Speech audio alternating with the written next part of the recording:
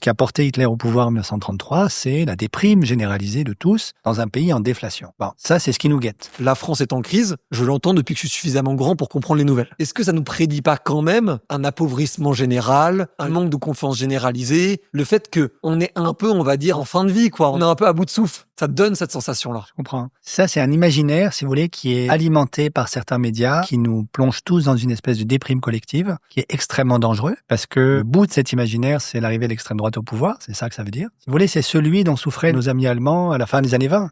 L'épisode de l'hyperinflation allemande n'a duré qu'un an maximum. Le ministre de l'économie Schacht a mis fin à l'hyperinflation en 6 mois. Mais après ça, vous avez eu la grande crise de 1929. 1930, la crise atteint l'Allemagne. L'Allemagne tombe dans la déflation. Et la déflation, c'est la déprime pour tout le monde. Ce qui a porté Hitler au pouvoir en 1933, c'est la déprime généralisée de tous dans un pays en déflation. Bon, ça, c'est ce qui nous guette depuis des années. Mais ça, si vous voulez, c'est la grande thèse de Karl Polanyi, c'est celle que je défends, qui est, à partir du moment où vous privatisez un certain nombre de ressources essentielles et où vous entretenez cette déprime collective dont je parlais, la souffrance sociale est telle qu'on finit par exiger collectivement, le corps social exige des solutions autoritaires pour en sortir.